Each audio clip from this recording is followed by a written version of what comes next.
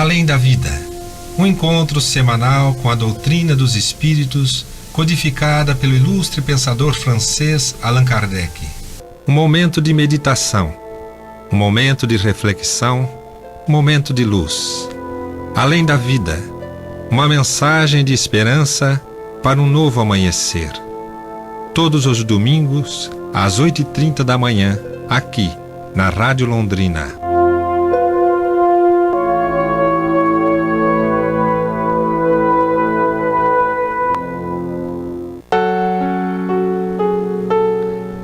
Prezados amigos do programa Além da Vida, muito bom dia.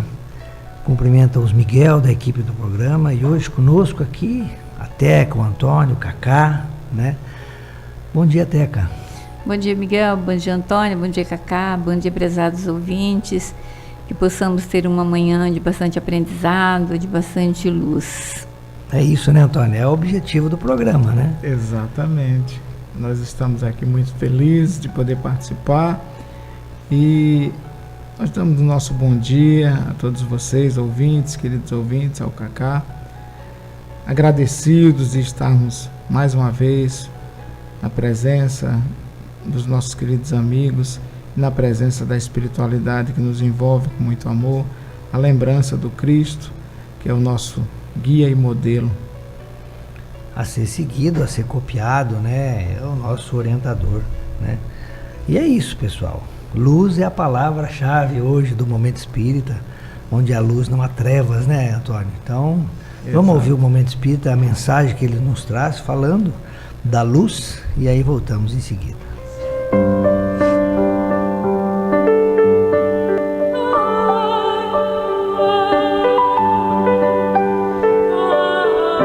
Ele não tinha sombras. Ele era luz. Veio para as trevas e as trevas não o reconheceram. Brilhou em meio à escuridão. Mas os que perceberam sua luminosidade nada mais desejaram senão apagar a luz que irradiava. Ele não tinha sombras porque era perfeito. Nenhum traço de inferioridade lhe manchava a personalidade. Antes que a Terra exalasse seu primeiro suspiro como um planeta propício à vida, ele já era. Por isso, muitos o julgaram o próprio incriado e o confundiram com a divindade. Mas ele, sempre correto, esclareceu, desde o primeiro momento: eu vim para cumprir a vontade de meu Pai que está nos céus. Ele não tinha sombras, nenhuma culpa, nenhum senão lhe maculava o espírito. Por isso podia estabelecer o convite: vem e segue-me. Senhor do mundo, pastor de um rebanho de almas incultas, eivadas de erros e de viciações morais, veio para as conduzir. Contudo, nem todos lhe ouviram a voz, ou desejaram seguir naqueles tempos. Por isso, ele prossegue com um insistente chamado, anunciando as bem-aventuranças do reino do Pai. Ele era a luz. Os que nada desejavam senão espalhar sua própria sombra, o perseguiram, levantando calúnias, engendrando maldade. Ele respondia com amor. Por onde passava, deixava pegadas luminosas, a fim de que os que viessem em pós, na fieira do tempo e das vidas, pudessem segui-lo. Quando o desejassem, quando lhe pudessem compreender a mensagem. Falando com a autoridade de quem faz o que recomenda, ele se dirigia aos espíritos perturbadores e infelizes, arrancando-os da insensatez. A sua era a mensagem da paz. A minha paz vos deixo, a minha paz vos dou. Senhor das estrelas, não amealhou bens perecíveis, antes preocupou-se em conquistar corações para o reino de Deus. A quem oferia, qual o sândalo que perfuma o machado que o agride, brindava com o aroma da sua paz. De tal forma isso impregnava a criatura que não mais o esquecia, e na poeira do tempo optava por se entregar a ele. Manso como as pombas, jamais se deixou vencer pelos violentos, a eles respondendo com a dignidade da sua conduta. Ao soldado que o esbofeteou em plena face, indagou sem medo: se disse algo equivocado, aponta meu erro. Mas se nada disse errado, por que me bateste? E quando a hora soou, qual um cordeiro levado ao altar dos holocaustos, ele se entregou sem reagir. E sozinho enfrentou o juízo arbitrário dos pigmeus que detinham o poder tolo e temporário. Anás, Caifás, Pilatos.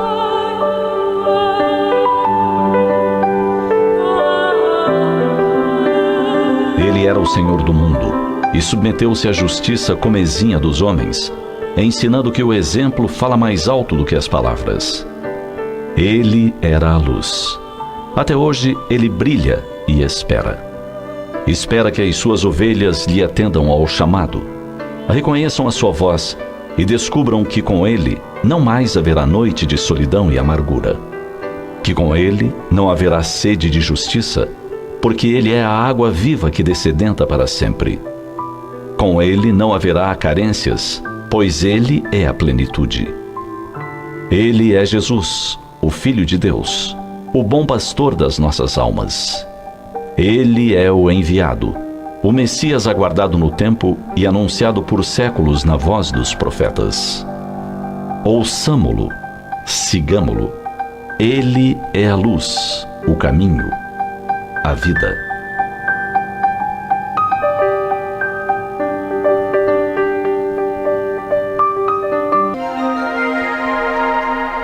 Os textos do Momento Espírita estão à sua disposição na internet. É só acessar momento.com.br. Mais informações, ligue 41 3223 6174, Curitiba, Paraná.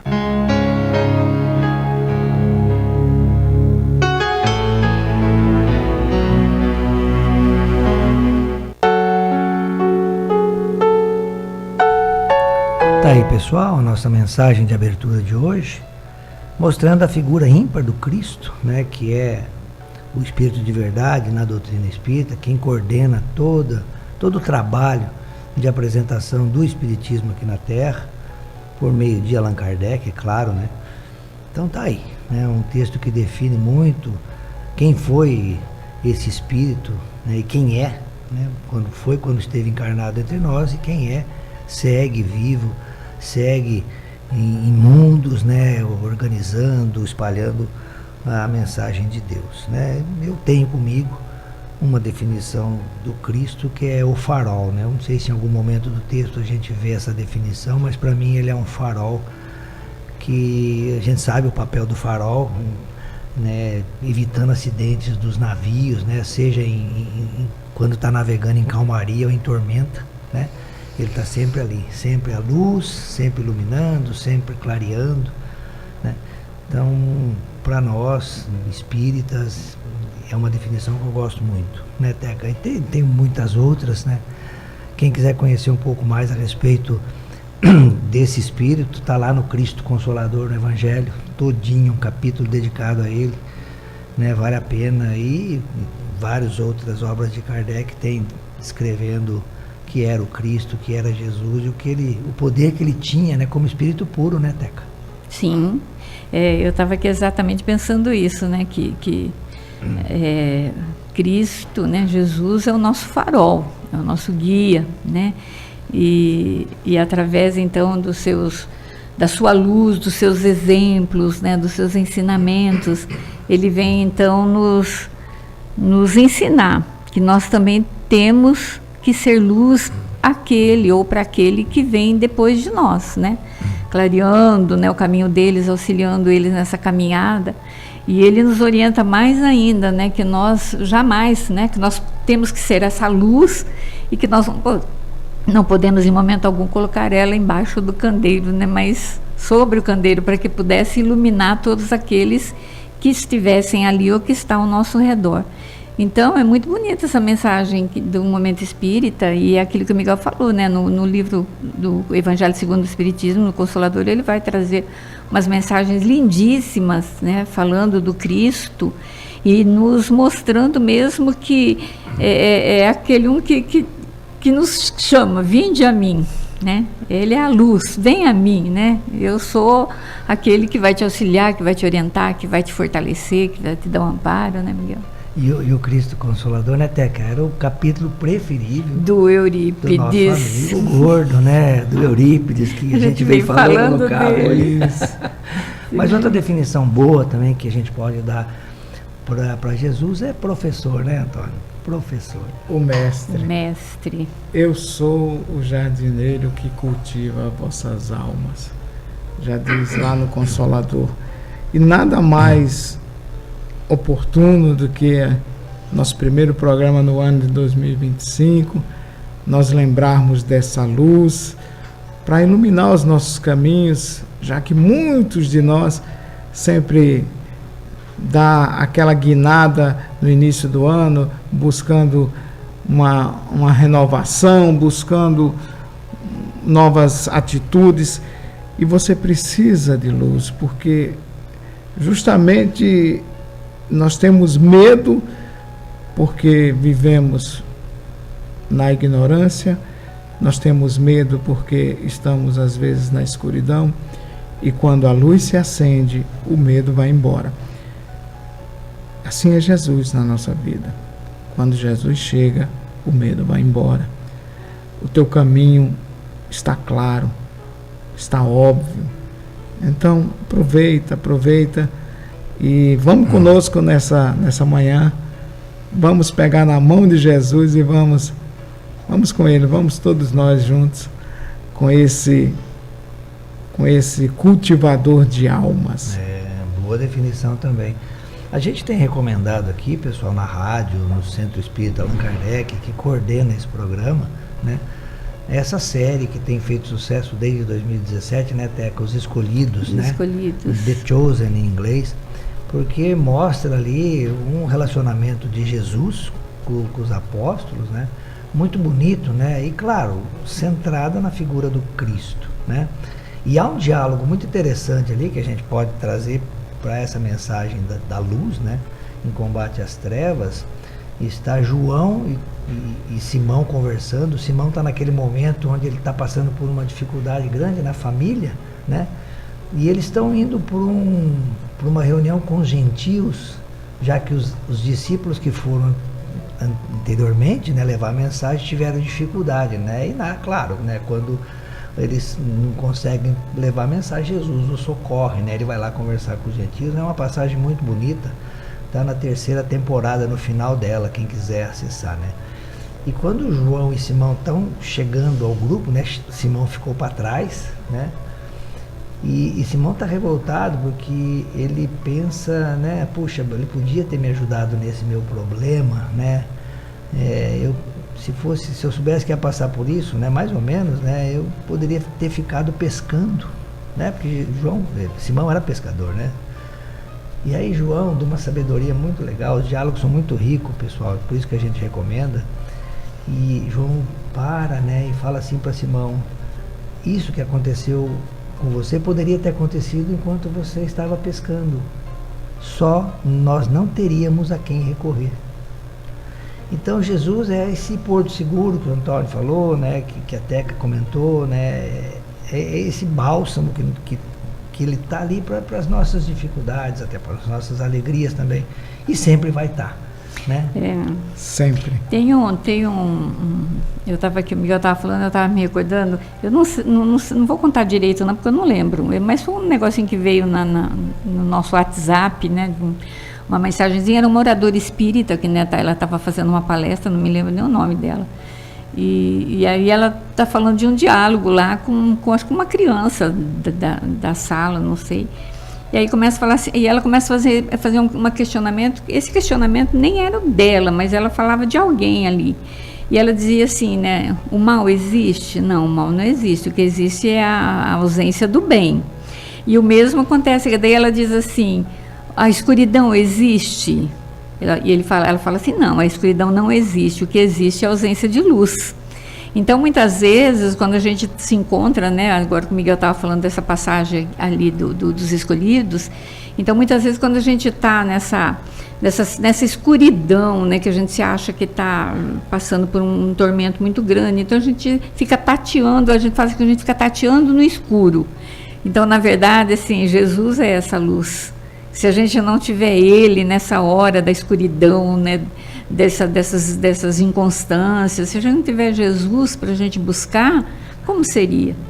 Muito mais difícil, né, Antônio? Muito mais complicado. Quando a gente fala de luz e trevas, nós estamos falando no sentido do conhecimento e da ignorância, né? Então, Exato. quanto mais conhecimento nós tivermos, melhor será a nossa vida aqui na Terra, né, Antônio? Esse é o objetivo, né? Exatamente. E como espírito também, né? Exatamente. É através do conhecimento que vai fazer com que nós enxerguemos melhor, né? Enxerguemos melhor a nossa dificuldade e enxergar em nós as nossas dificuldades íntimas. E Jesus, Ele está por nós, Ele nos acolhe, Ele nos ampara e faz com que você, nessa leveza, você encontre as soluções sempre. E tudo passa. Se você agora está passando por alguma dificuldade, seja ela de qualquer nível, material, espiritual, psicológica, qualquer uma, tenha certeza que tudo vai passar. E se você passar com essa dificuldade junto com Jesus, é melhor. Claro. É muito melhor. Nós estamos estudando, pessoal, no terceiro domingo do mês, o livro de Caibar Schutel. Caibar Schutel um bandeirante do espiritismo, né, viveu na região de Matão, e ele escreveu vários livros, e nós estamos estudando no terceiro domingo o livro intitulado Vida e Atos dos Apóstolos, né, que nada mais é do que o Evangelho de Lucas, né, Teca? Sim. Que está na sequência do Novo Testamento, né, quando Jesus não está mais presente fisicamente, né, entre os apóstolos, né? Então é muito interessante. E hoje nós vamos ver uma parte que está lá no capítulo 14 do Evangelho de Lucas, versículos 1 a 7, que depois Caibar vai fazer um comentário. O título dessa passagem chama-se Os Distúrbios em Icônio, Paulo e Barnabé em Icônio e Listas, né? Então, o Antônio vai ler para a gente o texto, depois a gente faz em seguida os comentários a respeito dessa passagem. Ok, vamos lá. Os distúrbios em Icônio, Paulo e Barnabé em Icônio e Listra. Em Icônio, Paulo e Barnabé entraram juntos na sinagoga dos judeus e falaram de tal modo que creu uma grande multidão de judeus como de gregos. Mas os judeus que não creram excitaram e exasperaram o ânimo dos gentios contra os irmãos. Entrando, demoraram-se ali bastante tempo, falando ousadamente no Senhor, que dava testemunho da palavra de sua graça, concedendo que, por mãos deles, se fizessem milagres e prodígios. Mas dividiu-se o povo da cidade, e uns eram pelos judeus e outros pelos apóstolos. E como houvesse um movimento dos gentios e dos judeus, juntamente com as suas autoridades, para os ultrajar e apedrejar eles, sabendo, fugiram para Listra e Derbe, cidades de Licaônia, e para circunvizinhanças, e ali pregavam o Evangelho. Esse é o texto que Caibar apresenta nesse tema, né, do distúrbios em Icônio, e ele vai fazer um comentário muito interessante. No primeiro e segundo parágrafo ele diz assim: a tarefa apostólica, isso é Caibar falando agora em relação ao que está escrito, não deslizou no mar de rosas. Eles tiveram de arrostar embaraços e afrontar o espírito de sistema, guardem bem essa expressão, espírito de sistema, arraigado nas massas materializadas.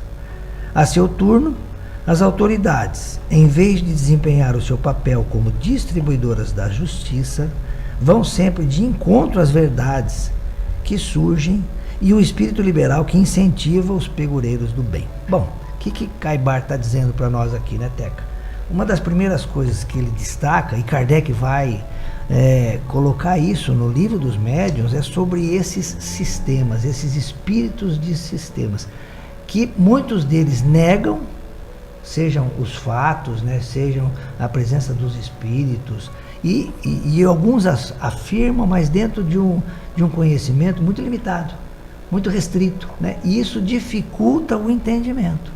E aí aquelas pessoas que estão, vamos dizer assim, resumidamente, presas à matéria, interessadas no poder e se manterem na comodidade, eles rechaçam, refutam, né? E não divulgam essa autoridade essa verdade, como o próprio texto diz, o que prejudica não só a si mesmos, como a outras pessoas, né, Teca? Sim. E interessante que ele diz aqui, né, que a tarefa apostólica ela não deslizou no mar de rosas, né? E não desliza, isso Caibar falando lá em 1900 e não sei quanto, 1800 não sei quanto, sei lá. E a gente vê que isso aqui é muito atual. 1932. 1932, quando foi ele escrever o livro. Mas a gente vê que essa situação aqui, ó, ela é muito atual. Ela não é uma coisa que é só lá daquele tempo. Essa tarefa, ela essa tarefa de evangelização, de levar o conhecimento do Cristo, os ensinamentos, as leis divinas, as leis morais. Até hoje ela é muito, a gente passa muito perrengue nisso, porque não é todo mundo que aceita a tua forma de pensar ou a tua ideologia. A gente vê, por exemplo, assim, olha, nós somos espíritas, e muitas vezes a gente vai falar alguma coisa a respeito da doutrina, e outros são completamente contrário àquilo que a gente fala, principalmente quando a gente toca no tema reencarnação, né? E aí a gente passa a ter assim, é um sofrimento isso aqui. Isso passa a ser um sofrimento para a gente, por quê? Porque a gente estuda, a gente vê a verdade, mas o outro não. Então começam às vezes a fazer chacota em cima daquilo que a gente está falando. E a gente vê assim muitos segmentos, outros segmentos religiosos, às vezes falando coisas às vezes absurdas em relação a esse tema. Então, ele fala, a tarefa não deslizou no mar de rosas, foi muito sofrimento. Se a gente for pensar, então, lá nos primeiros trabalhadores da seara cristã, quanto sofrimento eles passaram para que hoje nós pudéssemos estar aqui e falando a respeito de Jesus, de um segmento religioso. Hoje a gente tem essa liberdade. Hoje, apesar das dificuldades que a gente passa ainda, mas são dificuldades pequenas, de divergências de ideia. Mas os primeiros, esses que antecederam e começaram essa tarefa, principalmente Paulo, Barnabé, Timóteo e tantos outros, eles sofreram na carne o que era essa divulgação, o que era essa tarefa, né? E a gente vê assim, Paulo sendo chicoteado, né? Que ele fala que foi chicoteado e tantas outras coisas, né, Miguel? Chibatadas em relação... Chibatadas. Então, assim, a gente vê que é uma tarefa que não foi tão fácil, não. A gente vê, né, Teca e Antônio, que essa tarefa apostólica a que Caibar se refere aqui no texto, né? Ela começa no primeiro reduto grupal que a divindade nos coloca, que é a família. A família. Né? Então, olha só, hoje nós nos reunimos para N eventos. Agora, será que se reúne para rezar? Será que se reúne para falar das coisas espirituais, né? Então, quando tem um aniversário, quando tem uma boda, né? Quando qualquer reúne, né? Para jantar na casa da avó, almoçar na casa da avó, para dar trabalho para a avó, que já cuidou dos filhos, agora está cuidando dos netos, né, Teca? Aniversário. Isso a pessoa às vezes não tem nem recurso e se endivida mais ainda. Não, porque é aniversário de 10 anos. Não, porque é aniversário de 2 anos. Agora, tem isso, pessoal. Então, Kardec vai colocar, olha que interessante, quando ele fala desse espírito de sistema, ou seja, quando a pessoa fica com ideias pré-concebidas e não se dá assim, a paciência de analisar, sem assim, nada preconcebido, né? Assim, de mente aberta, de coração aberto, ele vai colocar ali no Livro dos Médiuns. Olha só, pessoal, o Livro dos Médiuns é o segundo livro apresentado por Kardec que trata da ciência espírita, trata da mediunidade, da comunicação com os espíritos. Como é que as pessoas vão poder entrar em contato até com o próprio Cristo, com a sua mensagem, se mantêm presas a determinados conceitos equivocados ligados à matéria? Kardec, no Livro dos Médiuns, ele vai apresentar num capítulo específico, na primeira parte ali, no capítulo 4, 12 sistemas. Olha só, pessoal, 12 sistemas que dificultam o entendimento do espírito imortal que está encarnado, né? 4 são de negação: sistema do charlatanismo, sistema da loucura, sistema da alucinação e até o sistema do músculo estalante, né? O que é esse último aí? Interessante, a gente estudou um pouco. É que as pessoas acreditavam à época, né, que era um músculo do nosso corpo físico que fazia movimentar as mesas, os objetos, né? Olha só. E esse músculo produzia um barulho, né? Olha só. Então, Kardec coloca esses 4, charlatanismo, loucura, alucinação e músculo estalante, como sistemas de negação aos fenômenos que estavam acontecendo. Aí depois ele diz, fora desses sistemas, né, ele vai listar outros 8. Olha, sistema do reflexo, sistema da alma coletiva, sistema sonambúlico. Eu estou só falando para vocês verem que Kardec ia estudar todas as situações. Sistema pessimista, diabólico ou demoníaco, atribuindo ao demônio essas movimentações de mesa, essas respostas inteligentes que as mesas davam, né? Tem outro sistema aqui também interessante, sistema otimista, né, em contraposição ao sistema pessimista. Sistema unispírita ou monoespírita, sistema multiespírita ou poliespírita, e fecha com o sistema da alma e material. Quer dizer, a alma, que é uma coisa totalmente espiritual, ela estando ligada à matéria. Então, a gente está dizendo desses sistemas aqui para que vocês possam, quem não tem o livro dos médiuns em casa, através da Kardecpédia, vai estudar no capítulo 4 do livro dos médiuns toda essa informação que Kardec coloca, e aí nós nos enquadramos em algum desses sistemas, o que dificulta, né, Antônio?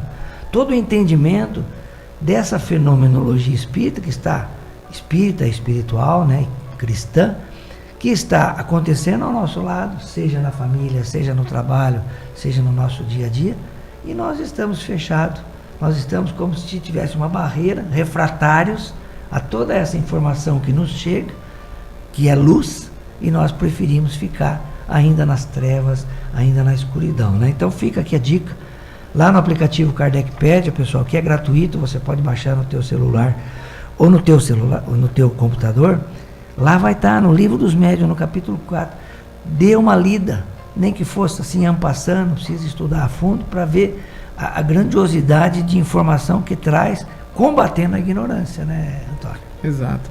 Nós temos é natural, nós temos essa dificuldade. Tudo que dá trabalho, nós vamos deixando um pouco de lado. Estudar dá trabalho. Estudar não é fácil. Eu concordo que não seja fácil, mas o pouco que nós fizermos, o esforço que nós fizermos para estudar, já vai ser muito válido.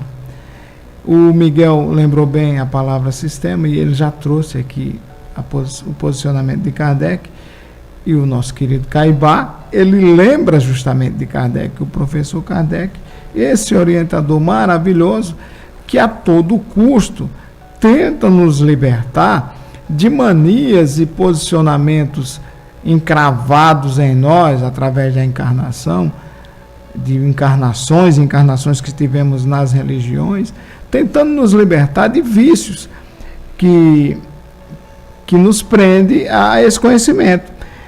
E o estudo nos liberta. A luz do Cristo faz-nos enxergar. Esse momento aqui, em particular, é muito difícil de você querer abranger tudo, porque é impossível. Mas eu gostaria de falar por um prisma. O prisma do trabalho.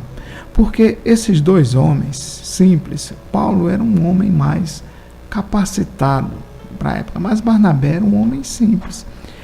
Esses dois homens não desistiram, apesar das dificuldades. Eles continuaram e enfrentaram todas as dificuldades, as mais difíceis e imaginárias que nós possamos conceber nos dias de hoje, porque hoje nós temos uma vida muito mais facilitada. Conversávamos sobre isso no início do nosso trabalho, dessas facilitações que temos, que muitas vezes nos causa empecilhos para avançar, essas facilidades. Então, meus queridos, pelo prisma do trabalho, nós vamos lembrar de que todos nós necessitamos trabalhar. Seja trabalhar para o sustento da vida, seja o trabalhar para o próximo, trabalhar para servir ao outro, como Jesus ensinou, e principalmente para trabalhar o nosso próprio eu. E nós só vamos conseguir trabalhar o nosso próprio eu, renovando as nossas ideias, renovando o nosso íntimo, estudando e vivendo, colocando em prática esses ensinamentos. E não é fácil, não é um mar de rosas, e nunca será. Trabalhar para Jesus sempre terá muitas dificuldades, porque todos nós que estamos no planeta, na sua grande maioria, somos ainda espíritos em atraso, buscando essa evolução e ainda pensando nas facilidades e sem conseguir isso sem muito esforço. Verdade, entender, né, Antônio, que todos nós estamos em tarefa apostólica, né? Porque somos filhos de Deus, né? Somos apóstolos de Jesus, né? Nós aqui, os espíritos, principalmente, somos apóstolos de Jesus. Todos aqueles que recebem a palavra, que recebem a lei de Deus, né? Porque uma coisa é a lei da matéria, né? Então, hoje, para a gente ser um enfermeiro, ser um agrônomo, ser um professor, precisa estudar, precisa ter o conhecimento que a educação dá. E né? para ser esse apóstolo também precisa estudar. Agora, a palavra, né, como você falou, a lei da reencarnação pode ter facultado a muitos espíritos hoje encarnados muita informação que ela está ali, né, mas ele não está usando agora, por algum motivo. Né? Então, o objetivo de relembrar sempre os ensinamentos de Deus através da mensagem cristã é isso. Né? Nós temos o caso de Paulo, né, que era Saulo, mas ele foi discípulo de Gamaliel, um dos principais rabinos lá no Templo de Salomão. Né? Um dos mais esclarecidos. Então, ele era um defensor ardoroso da lei de Moisés. E a lei de Moisés, a gente sabe que ela é uma lei, apesar de divina, mas aplicada a um povo muito rude, muito bruto em uma determinada época. Né? Então, o problema não é conhecer a lei, é como aplicá-la. Né? Mesmo sendo um povo rude, você pode aplicá-la de modo mais manso, que foi o que Cristo veio fazer depois. Até uma passagem bonita que tem nos Escolhidos também, quando Jesus está fazendo a preleção lá na sinagoga de Nazaré, né, e dá todo aquele burburinho, porque ele fala o que tem que falar, né, doa quem doer. E eles viram, Jesus fala que os judeus não eram assim o povo escolhido, né? Não teria que não sofrer, né? Tocar porque justamente na ferida. Ele dá muitos exemplos assim de muitos gentios que receberam socorro em determinadas épocas e os judeus não, né? Então todo mundo estava ali para cumprir a palavra de Deus, né? E quanto mais conhecimento, melhor. E o pessoal se indigna, né? O rabino ali principal e tal, e fala: você está contra a lei de Moisés? E ele levanta assim e fala: eu sou a lei de Moisés.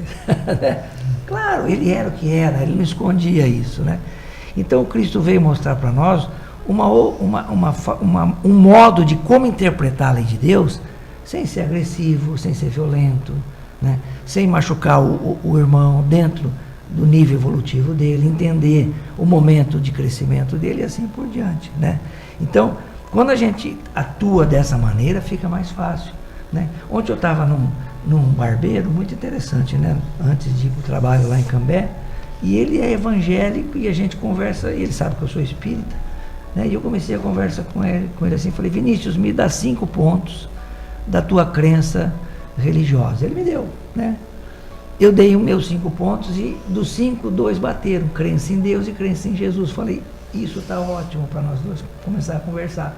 As outras 3 não interessam, porque é crença dele e crença minha. Ia dar conflito, né? Então, o que está mostrando o texto de hoje, pessoal, é que tem que levar a mensagem cristã. Alguns vão aceitar, outros não vão entender nada, né? Vão até se reunir para combater aquela mensagem que ele não entendeu, mas a nossa postura tem que ser essa, sempre ser de levar o esclarecimento, né, Teca? Ah, sim. Você estava falando ali, eu me lembro que eu tinha uma anotação aqui num papelzinho de marcar, que eu estava marcando um texto ali, que agora eu desmarquei ele. E é muito interessante porque você estava falando assim, porque muitas vezes a gente tem o conhecimento, tem tudo, mas o aplicar esse conhecimento faz a diferença, né? E aí tem nem sei se é um pensamento que é que eu tenho, eu fui marcar e vi ele escrito, e você falou isso, eu me lembrei que eu tinha escrito isso aqui. E ele diz assim, olha, conhecimento é saber que tomate é uma fruta. Sabedoria é não colocar numa salada de fruta. Interessante isso, não é? Porque o conhecimento é o que eu tenho de informação. E sabedoria é aquilo que eu vou fazer, como que eu vou aplicar essa informação. O nome já diz, salada de fruta. Tomate não é fruta, né? Começa por aí, né? Mas tomate é uma fruta. Tomate é uma fruta. Tomate é uma fruta? Tomate é uma fruta. É uma fruta. Não é um legume? Não, é uma fruta. É uma fruta. Ai, essa discussão vai longe. Tá bom. Vai longe, vai. Tomate é uma fruta, quer dizer, um conhecimento. Você consegue ter o conhecimento que tomate é uma fruta. Quer dizer, o Miguel já não tinha, né, Miguel? Quando a gente pensa em fruta, a gente pensa em banana, maçã, mamão. Goiaba. Coisas doces, né? Sim. Mas tomate é doce também. Minha mãe já não acha doce. Minha mãe acha muito azedo. Mas tomate é uma fruta, é considerado uma fruta.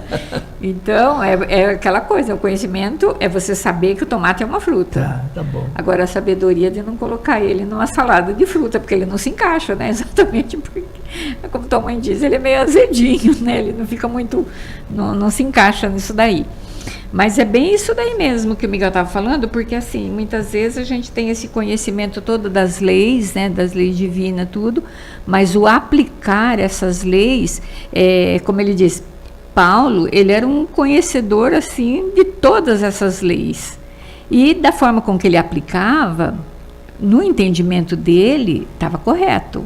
Quando ele aplicava as leis de Moisés, estava correto, e ele defendia, mas a partir do momento que ele tem o conhecimento da lei de amor que é que Jesus institui, a mudança acontece. Né? E ele passa a defender ter uma outra visão e a defender aquilo lá de todo jeito, e se propõe então a disseminar isso daí, o que é mais bonito, porque se hoje a gente tem todo esse conhecimento do cristianismo, do evangelho, a gente deve muito isso a Paulo. E o Antônio estava falando, né, de Paulo e Barnabé, né, que eles estavam nessa caminhada e levavam a mensagem para todos os lados, mas a gente vê assim que mesmo entre os dois havia divergência. Exato. Elas sempre acontecem, essas divergências, elas acontecem em qualquer situação, e em qualquer lugar e com qualquer pessoa. Então havia divergência, apesar deles terem o mesmo propósito, mas às vezes divergiam na forma de chegar a determinado ponto, a alguma cidade, a forma que ia, ou se era melhor seguir em frente ou voltar para trás, alguma coisa assim. E a gente vê hoje isso muito dentro das casas espíritas. A gente fala das casas espíritas que é onde nós frequentamos, mas eu acredito que dentro de outro segmento religioso também há essas divergências, né? E a gente vê que muitas às vezes acontece questõezinhas, às vezes por não concordar às vezes com uma mudança, não concordar com alguma coisa assim, e gera todo um conflito, gera toda uma situação. Uns saem às vezes de cara virada, já vão participar de outra casa e larga aquela lá, mas na outra casa também há divergência de uma outra forma, mas há. Então a gente vê assim que Paulo e Barnabé, eles eram assim, Paulo bastante instruído, Barnabé mais simples, como o Antônio disse, mas que tinham divergências, mas que tinham um propósito. E mesmo quando eles se separam, o propósito continua. O propósito continua, levar a mensagem e a boa nova onde eles iam. E isso daí eles continuam, e eu acho isso muito bonito, né, Antônio? A divergência não é o problema, a divergência sempre deve haver. Da melindre, era essa palavra que eu queria falar. Porque nós somos diversos, isso é maravilhoso, isso é muito bom, nós aprendemos com isso. Agora, precisamos, como o Miguel falou de palavras, eu também observo palavras aqui, e uma palavra que me encanta, que me traz o sentimento, que me aflora o sentimento, é essa palavra, quando o Caibá diz assim, liberal, ele diz assim, encontro as verdades que surgem e o espírito liberal que incentiva, não vou nem usar, eu não vou parar aqui, incentiva, porque essa palavra liberal, ela faz com que você permita que o outro seja do jeito que ele é, e você respeitá-lo, Isso é muito importante. O diverso, respeitar o outro pela liberdade, o libertário, e não ficar preso a sistemas. Porque o sistema, ele quer te enclausurar e te deixar limitado. Você vai perder a sua respiração. E o Cristo é luz, Jesus é luz, ele é liberdade. Ele diz assim: conhecereis a verdade te libertará. Eu sou o caminho, a verdade e a vida.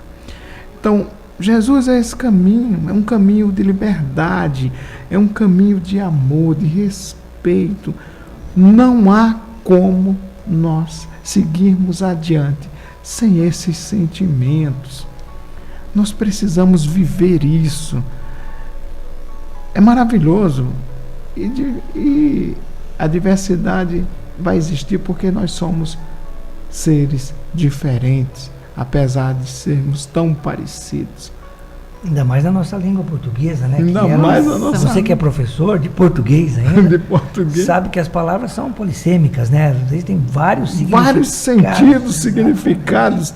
E isso faz com que cause os melindres. Exato. Você usa uma palavra, o outro não conseguiu compreender a palavra, nós estamos falando o mesmo idioma.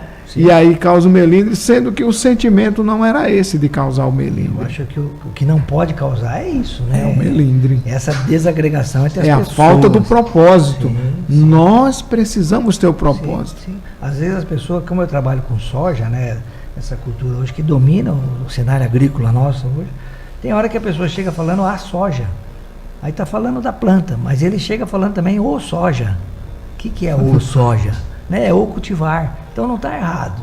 As duas formas são aceitas, depende, claro, do contexto. Do ponto de vista. A gente gostaria de recomendar para vocês, a gente está falando muito de Jesus aqui, e quanto mais nós estudamos, né, Teca e Antônio, a sua vida, como ele viveu, como ele se comportou frente a todas as dificuldades, e ainda assim transmitindo a mensagem divina, mas nós fixamos, né? A Federação Espírita do Paraná tem 2 publicações, estão praticamente esgotadas, né? Mas que fala desses trabalhadores do Cristo em todas as épocas, né? A primeira foi lançada em 2002, chama-se Expoentes da Codificação Espírita, né? E conta ali das pessoas que trabalharam com Kardec e também dos espíritos que se comunicaram. Mas como ficou faltando alguns, eles lançaram em 2010 uma segunda edição com outro título, Personagens da Boa Nova, em 2010. Então eu encontrei a primeira na livraria da Federação, né, da FEP, e a segunda num sebo.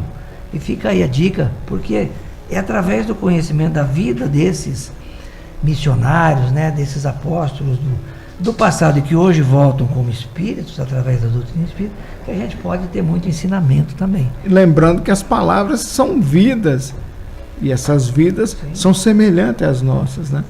Os missionários nada mais são de pessoas que entenderam melhor a mensagem cristã e procuraram reparti-la com os demais, né? Então, isso é básico e é o que a gente aqui no programa procura, claro, dentro da nossa capacidade limitada, da nossa unidade, né?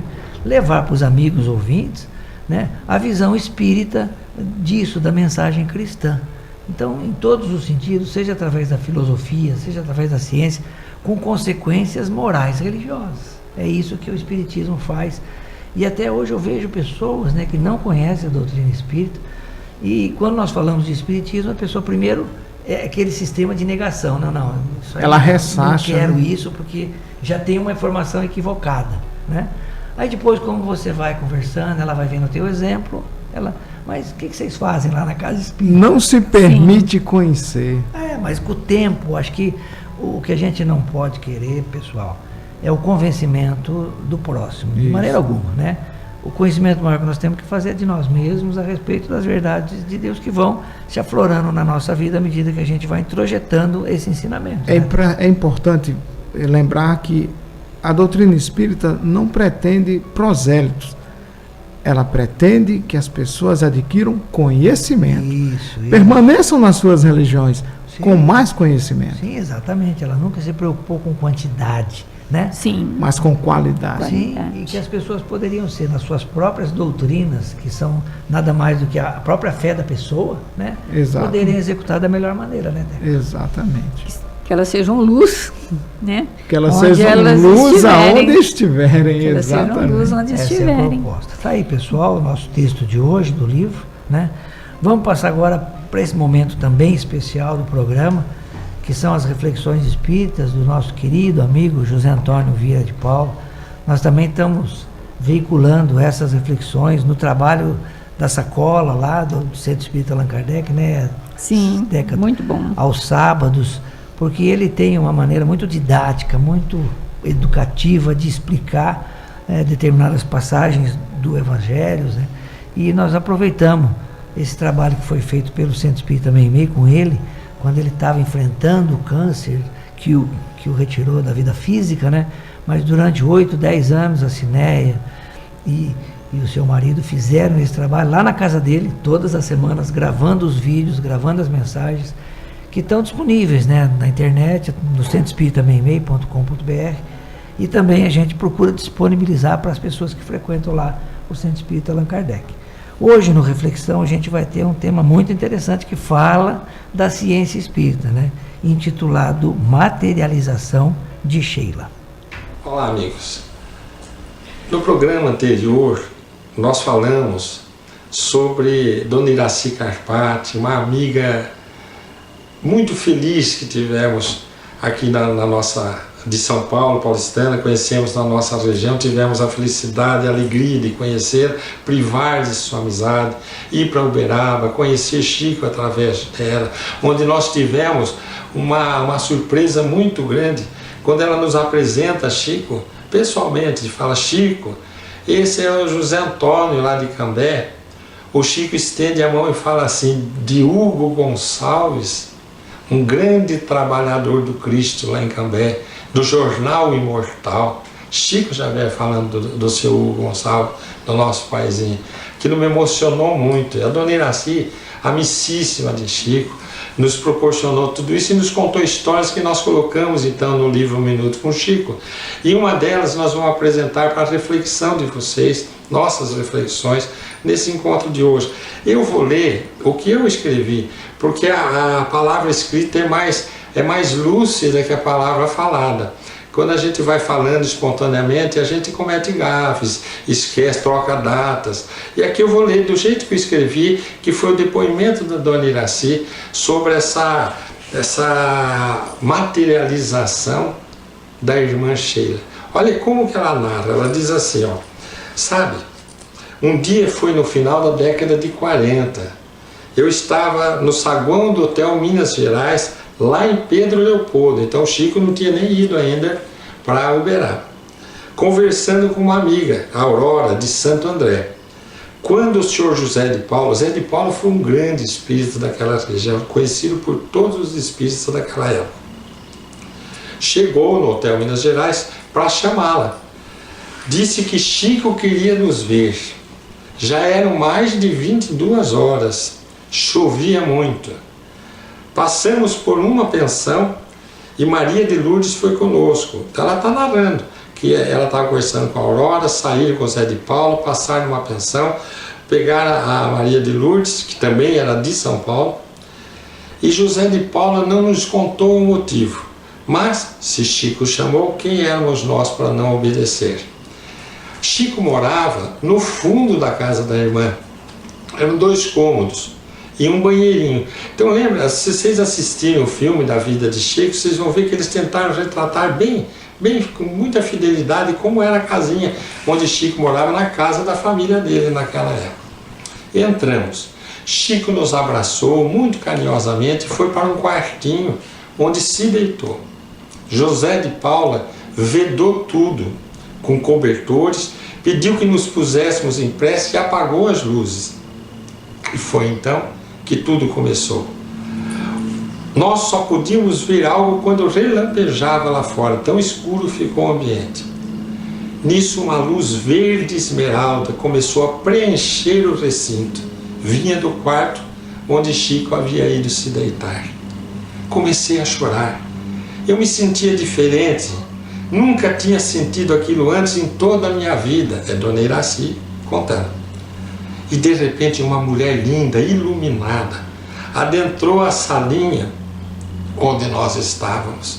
Ela levitava, irradiava uma luz que não ofuscava e que de alguma forma parecia alimentar a gente, fortalecer a gente.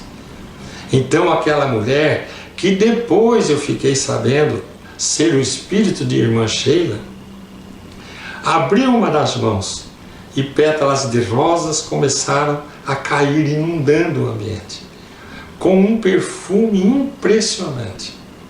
E depois ela levantou os braços e uma faixa luminosa surgiu com os dizeres: Deus é amor. Em seguida ela se dirigiu até onde nós estávamos e para cada um dos presentes ela entregou, para cada um ela entregou um presente, que ela materializava na hora. Para um colar de pérolas, para outro um botão de rosas, com orvalho e tudo, como se tivesse acabado de ter sido colhida. Ela se aproximou de mim com uma estrela na palma da mão, em uma de suas mãos. Colocou aquela estrela sobre o meu peito. A estrela tinha uma força magnética muito intensa e me disse, num sotaque alemão: Liraci, Liraci, seu caminho será de estrelas e flores, mas também de muitas dores. Eu já tinha ido ao Chico para me tratar de um câncer, já estava avançado, e ante aquelas palavras eu comecei a chorar sem parar. Ela passou as mãos no meu rosto, começou a secar minhas lágrimas e depois colocou-as sobre meu peito, as mãos, onde estava aquela estrela, e me disse: há muito eu esperava esse encontro, você não imagina o que você significa para mim. Venho como uma mensageira para te dar força e coragem. Você vai sarar, você vai ver, porque Jesus te ama. Ela tinha 40 anos de idade, conheci ela com 82, curada. É interessante que a dona Iraci comenta conosco que nesse encontro com Sheila fala para ela também, eu não pus nesse texto, fala para ela que essa estrela magnética que ela está pondo, um dia no futuro será tratamento na Terra.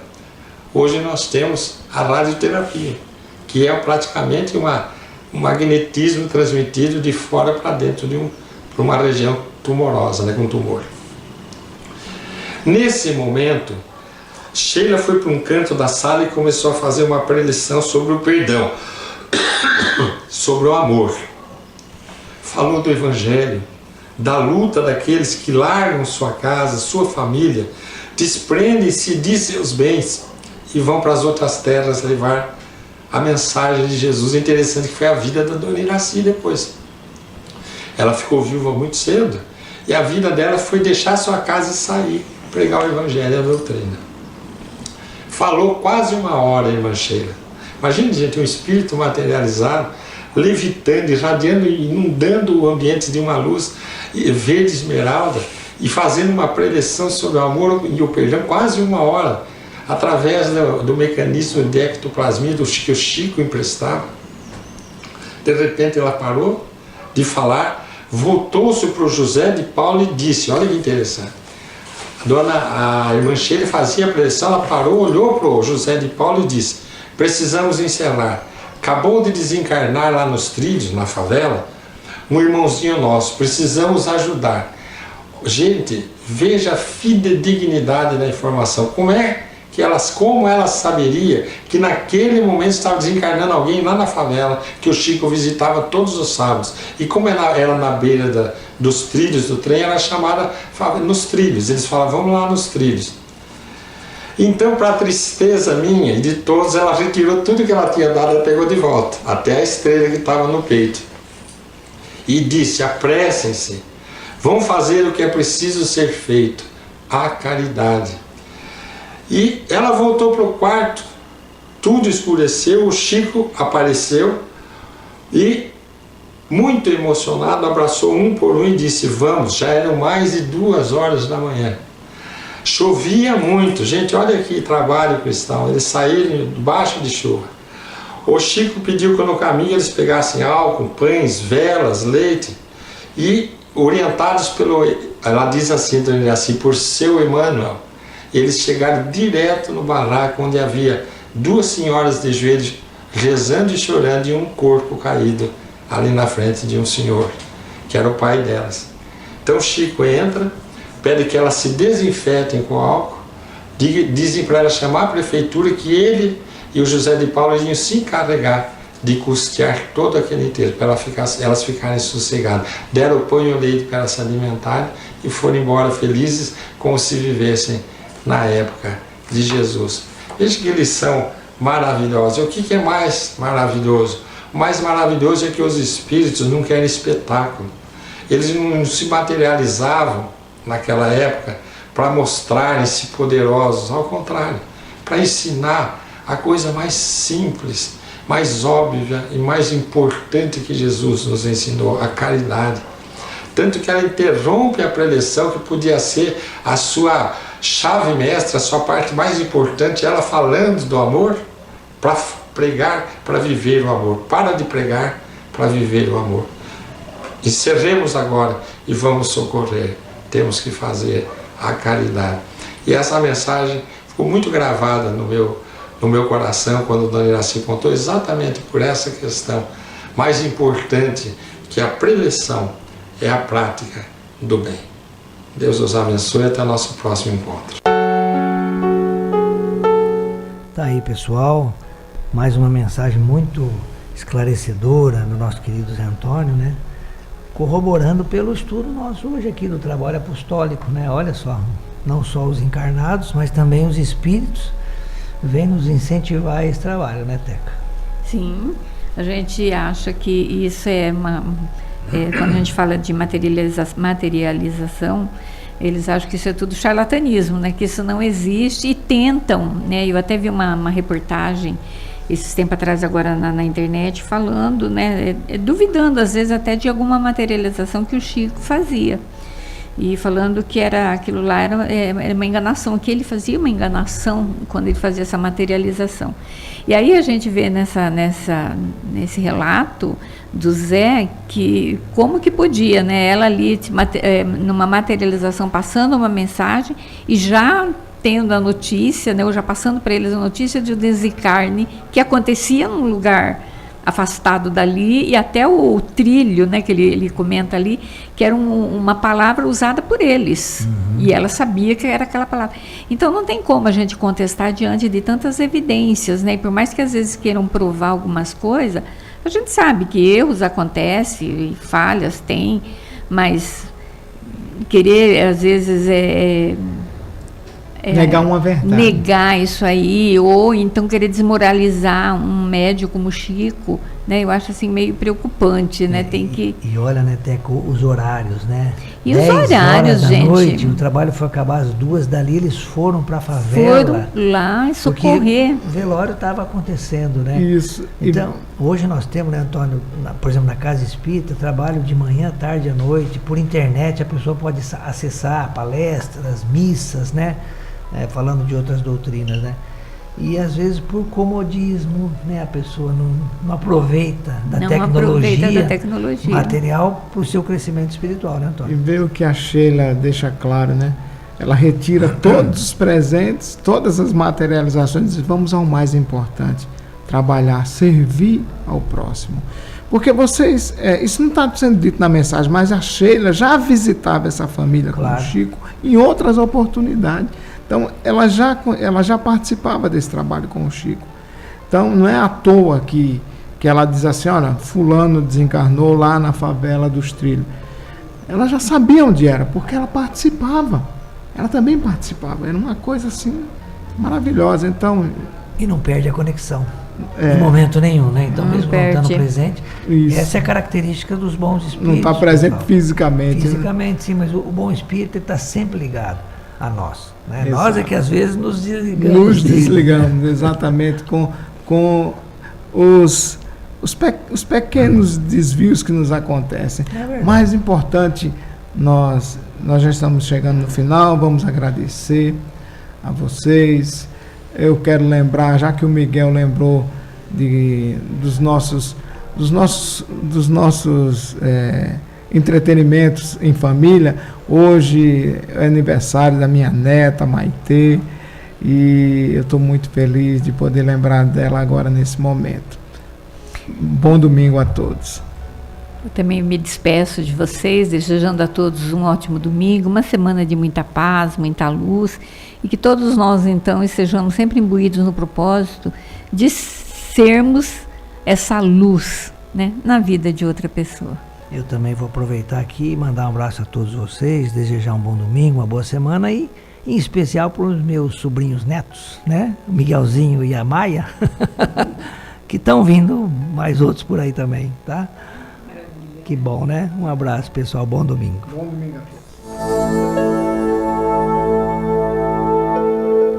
Além da vida, um encontro semanal com a doutrina dos espíritos, codificada pelo ilustre pensador francês Allan Kardec. Um momento de meditação, um momento de reflexão, um momento de luz. Além da vida, uma mensagem de esperança para um novo amanhecer.